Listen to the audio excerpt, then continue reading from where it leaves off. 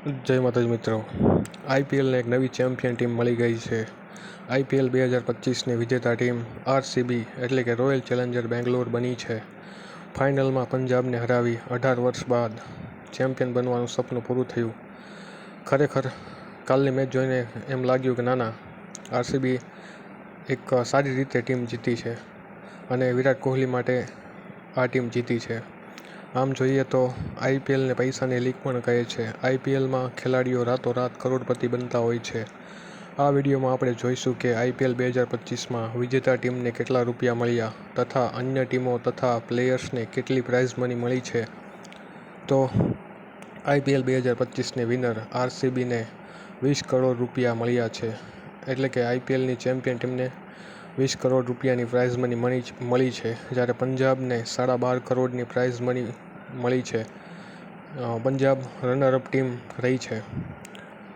ત્યારબાદ ત્રીજા નંબરે રહેલી મુંબઈની ટીમને 7 કરોડ તથા ચોથા નંબરે રહેલ ગુજરાત ટાઇટનની ટીમને 6.5 કરોડ રૂપિયાની પ્રાઇઝ મની મળી છે. આમ વિજેતા ટીમને તો રૂપિયા મળ્યા છે, સાથે સાથે બીજી 3 ટીમો એટલે કે પંજાબ, મુંબઈ અને ગુજરાતને પણ પ્રાઇઝ મની મળી છે. એટલે કે ટોપ 4માં રહેલી દરેક 4 ટીમને કરોડો રૂપિયા મળ્યા છે. ત્યારબાદ ઓરેન્જ કેપ વિજેતા જેને સૌથી વધુ રન બનાવ્યા છે તે એવોર્ડ ગુજરાતના સાઈ સુદર્શનને મળ્યો છે, જેમાં તેને ટ્રોફી ઉપરાંત 10 લાખ રૂપિયા મળ્યા છે. ત્યારબાદ સૌથી વધુ સિક્સર જેના નામે છે એવા નિકોલસ પૂરન જે પુણેના ખેલાડી છે. નિકોલસ પૂરનને પણ 10 લાખ રૂપિયા મળ્યા છે. ત્યારબાદ પર્પલ કેપ એવોર્ડ જેને સૌથી વધુ વિકેટ લીધી એવા છે પ્રસિદ્ધ કિષ્ના, તેને પર્પલ કેપ એવોર્ડ સાથે 10 લાખ રૂપિયા મળ્યા છે. હવે આઈપીએલ 2025માં પ્લેયર ઓફ ધ ટુર્નામેન્ટનો એવોર્ડ મુંબઈના સૂર્યકુમાર યાદવને મળ્યો છે, જેમાં સૂર્યકુમાર યાદવને 15 લાખ રૂપિયા મળ્યા છે. આમ આઈપીએલ 2025નું સમાપન થયું, જેમાં નવા રેકોર્ડ બન્યા, નવા રેકોર્ડ તૂટ્યા તથા નવા સ્ટાર પ્લેયર જોવા મળ્યા. યુવા ખેલાડીઓએ સારું પ્લેટફોર્મ મળ્યું.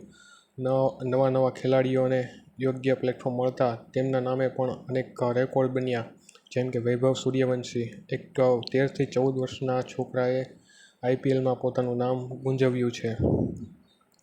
ભારતીય ક્રિકેટ ટીમ આજે જે યુવા ખેલાડીઓ જરૂરી છે તેવા યુવા ખેલાડીઓ આપણને આઈપીએલમાંથી જ મળ્યા છે. ભારતીય ક્રિકેટ આજે દુનિયામાં આઈપીએલ તથા બીસીસીઆઈના પ્રયાસોથી ઊંચા શિખરે પહોંચ્યું છે. આપણે આશા રાખીએ કે આવનારા સમયમાં આઈપીએલ થકી ઘણા યુવા પ્લેયર્સ ભારતીય ટીમમાં જોડાય અને ઇન્ડિયન ટીમને ખૂબ જ આગળ લઈ જાય. તો મિત્રો, આ હતી આઈપીએલ 2025ની પ્રાઇઝ મની વિશે થોડી ઘણી વાતો.